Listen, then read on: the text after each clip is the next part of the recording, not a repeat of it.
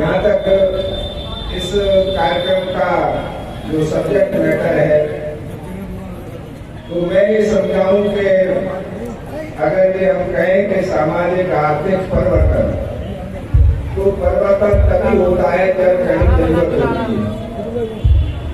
सामाजिक परिवर्तन की क्यों जरूरत पड़ी है,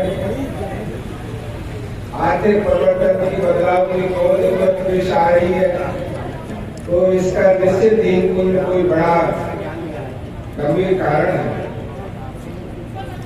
और मैं ये मानता हूं कि वैसे तो ये असमानता दूसरे देशों में भी हमने देखी है, सुनी है, और हम पढ़ते भी रहते हैं। लेकिन इनकी बात मैं इसलिए कह रहा हूँ क्योंकि मैं खुद भारत के बाहर भी 3-4 कंट्री को मैं विजिट कर चुका हूँ।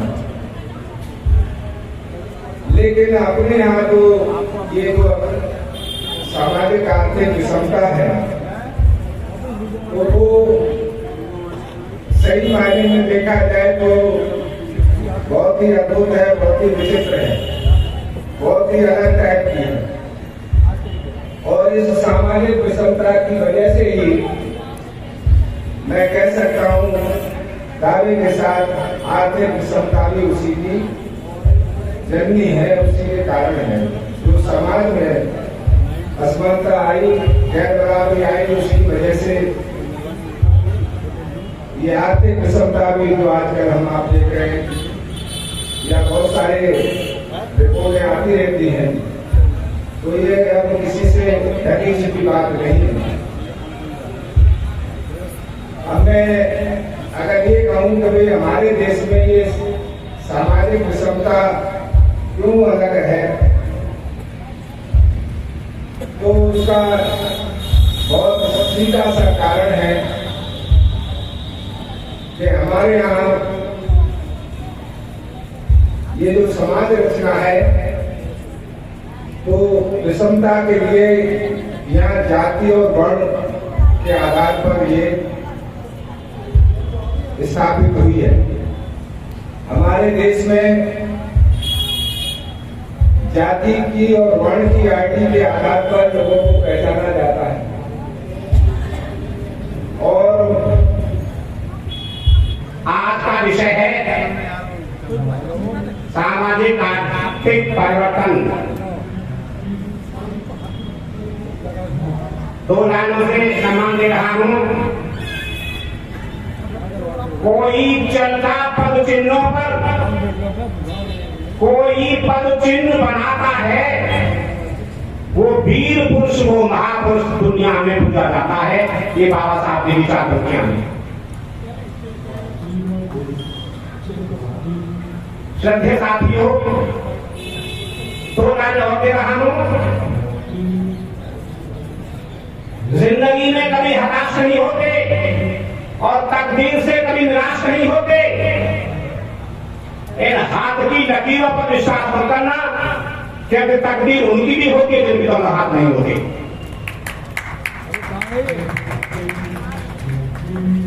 बाबा साहब का सिद्धांत दिया था, जैसा पूर्व वक्ता ने बताया, मैं पुनरावृत्ति नहीं करूंगा।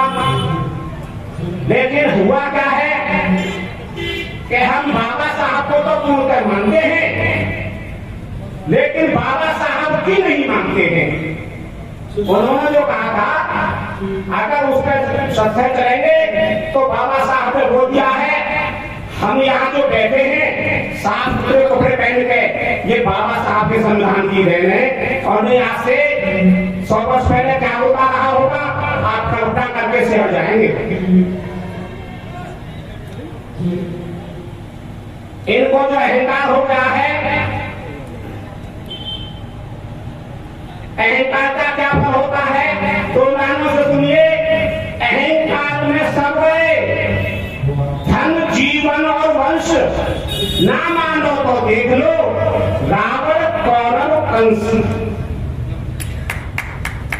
एक छोटी सी कथा है, वो श्रद्धेय मंत्री जी की अर्पित है। दुख भी मानव की संपत है, तू दुख से क्यों घबराता है।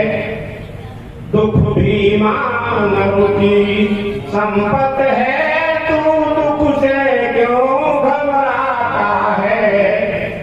दुख आया है सो जाएगा, सुख आएगा सो जाएगा। सुख जाएगा तो दुख देकर, लेकिन दुख सुख दे जाएगा। तो सुख देकर जाने वाले से मानव क्यों बैठाता है। सुख भी मानव की संपत है,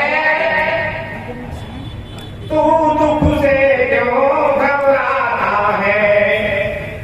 ऊपर देखिए,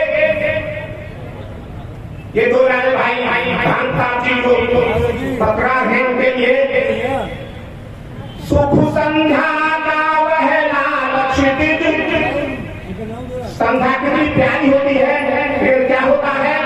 सुख संध्या का वह लालक्षित, जिसके पश्चात अंधेरा है और दुख प्रातः काल छुटपुटा है। जिसके पश्चात सवेरा है, तो दुख का अभ्यासी मानव ही सुख पर अधिकार चलाता है। और क्या है, सुख में है व्यसन प्रमाद भरे, दुख में पुरुषार्थ चमकता है। और दुख की ज्वाला में पड़कर ही कुंदन सा तेज दमकता है। तो ये दुख भी एक कसौटी है, जहाँ मानव परखा जाता है। दुख भी मानव की संपत है, तू दुख के क्यों घबराता है। आगे है, सुख के सम्मुख जो सिहर उठे, उनको इतिहास न जान सका। और दुख में जो कर्म वीर ठहरे, उनको ही युग पहचान सका। तो ये दुख भी एक कसौटी है, जहाँ मानव परखा जाता है। दुख भी मानव की संपत है,